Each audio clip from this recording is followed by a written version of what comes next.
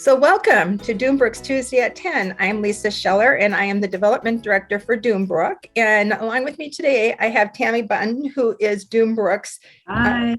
good morning, and who's Doombrook's Executive Director-elect. And then I also have Grace Peacock, and she's with Valparaiso University with the Kappa Delta Sorority.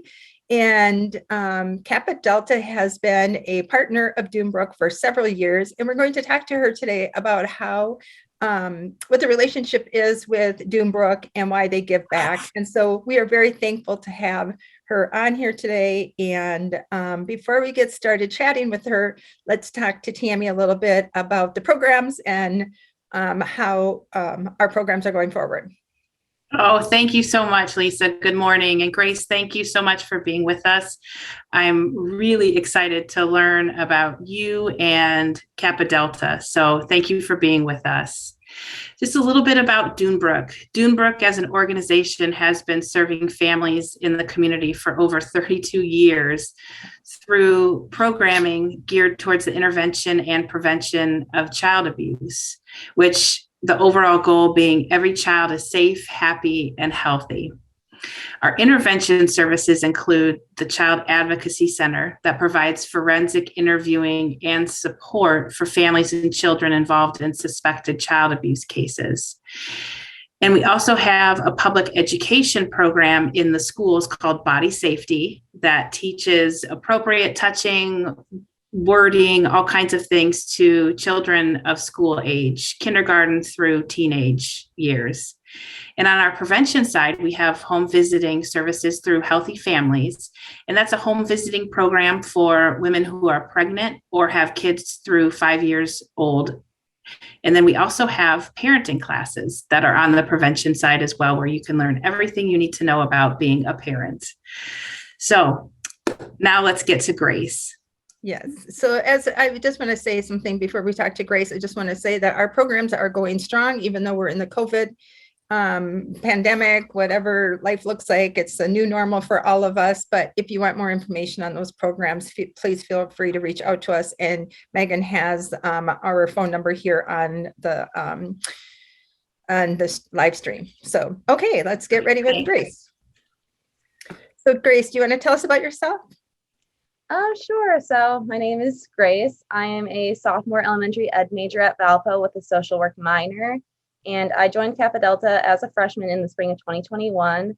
And I'm currently serving as its vice president of events and programming. Wonderful. Thank you. And can you tell us about the Kappa Delta community service and philanthropy and how what it is that you all do with your sorority? Yeah, so Kappa Delta works hands-on with two different philanthropies. One of them is Prevent Child Abuse America, and the other is the Girl Scouts. And both of them kind of fall under our third philanthropy, which is the Confidence Coalition. And they help kind of tie together a little bit because one of them is the Girl Scouts, and that helps to instill confidence in young women. And then we also work with Prevent Child Abuse America, which helps to instill confidence in young parents in order to help prevent future or potential child abuse. And one of the events that we put on, we just had this past October for Prevent Child Abuse America, and that was our Shamrock event. And we have a soccer tournament, but I know for other universities, it kind of differentiates between different Kappa Deltas. And what does the Shamrock Hustle, what is that exactly? How is that event organized? So we have a week of events leading up to the full event, and each sister does their own little fundraising. So one of the events that we put on is we have tabling, and we will sell little pinwheels for $1 just to raise the awareness for child abuse. And you're also trying to get people to buy cute t-shirts for the event, and that also kind of helps to contribute to their overall fundraising. And then the overall event is if you get a team to sign up, and that could be a student org or just a group of friends, that also contributes to the fundraising. Wow, that is amazing. And how many sisters do you have? We have about 70. We just had our recruitment event, so we got 15 new sisters, which is very exciting. Oh, congratulations. Yeah. And how did you get involved with Dunebrook, and why did you choose us to be a beneficiary of all of this? So we chose Dunebrook because it's a local beneficiary and it allows the sisters in Valpo KD to work hands-on in our own community. And we're also able to do volunteer work on site and see the results in our own community as well. That's amazing. And, the fact that you, as college students right now and future leaders in our community, future leaders on the national level, state level, in homes, all across the board, to understand the importance that child abuse prevention is with happy parents and with children. It's both. You're just miles ahead with that knowledge and also the understanding, because you as a group are doing things to support organizations. So that's fantastic. Thank you. Yes, yes, and we very much appreciate it. I had the opportunity to speak to the girls, ladies, I should say, back in, I think it was October, to share what Doombrook does. And you guys all had some really great questions. How can we get involved? What can we do to continue to support you? And how long has Kappa Delta been supporting Doombrook?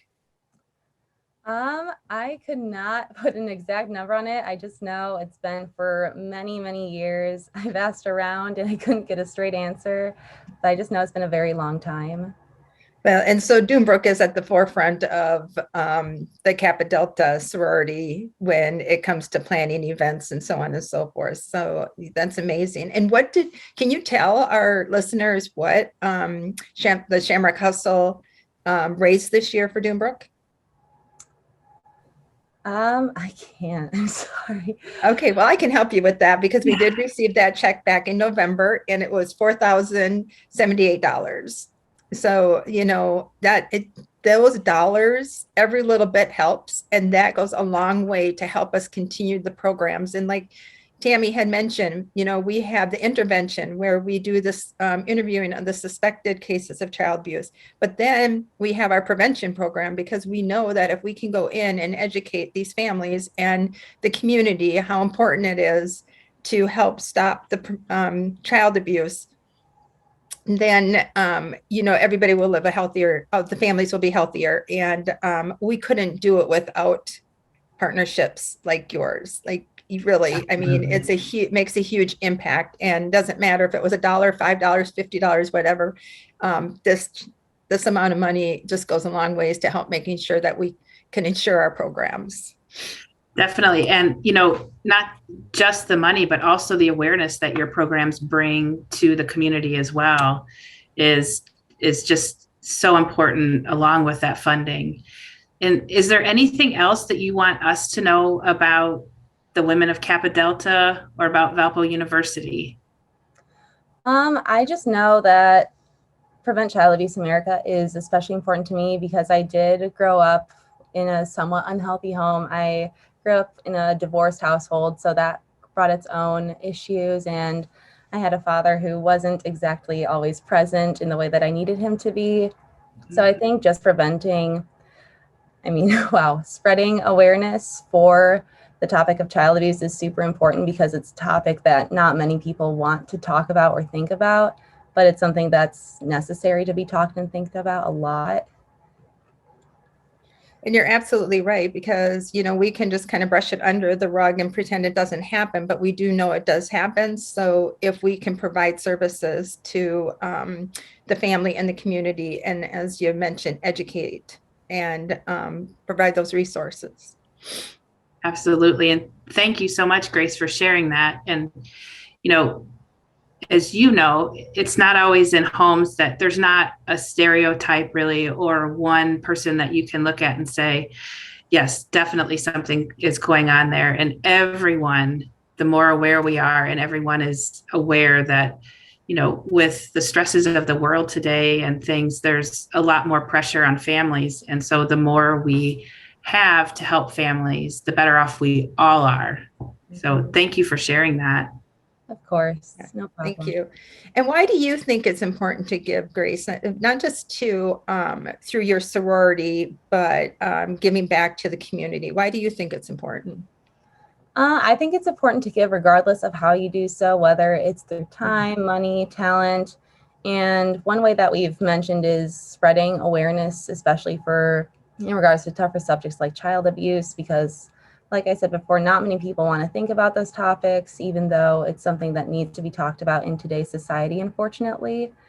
And I think it's especially important to figure out how to give as a college student when you might not have loads of extra money to spare to give to other communities. But if you can nurture your passion for different causes, then you can always give money in the future when you do have those resources available. And I think it's also important because there's a lot going on in the world right now, and you might not be able to change the entire world, but through giving, you can definitely change somebody's world. That is amazing, Grace. I Yes. mean, truly can tell that what a passion you have about giving back. And I think, with your elementary ed major and then your minor in social work, it just kind of goes hand in hand because you really do need to know what's going on out in the world so you can better understand the children that you'll be teaching. Definitely. So what else do you have for us? Do you want us to any of our listeners to hear? I can't think of anything off the top of my head. Okay. Well, we just truly appreciate you being with us this morning and Absolutely. sharing your insight on the Kappa Delta, as well as your personal story and how you got involved and how, it doesn't matter what age you are, that you can be involved and you can give back. And we are just, again, please let your sorority sisters know how thankful we are to your sorority for helping us here at Doombrook. And I just want to say that, as we have mentioned, if you want to give back to Doombrook, you can do that through on our screen here. There's a text to donate. Text Tuesday 10 to 41444, or you can go to our website where it will just have a button there and just click on the button and it will say donate. It'll take you to a platform where you can make your donation, and it doesn't matter if it's $1, $5, $15, $100, whatever you can give. It takes a community. We always say it takes a village to raise children and to support families. So any amount will do. I mean, and if you want to give back and donate diapers or wipes or essentials, we have a depot that it's called our Family Depot, where families earn points and then they can go shopping in the depot to purchase those items that they need for their family. So if we don't have anything else that we want to talk about, I just want to say we always leave our Tuesdays at 10 with be kind to yourself, be kind to others. We're living in a new world, and it's just important to be patient and have a little bit of compassion for others. So see you next week.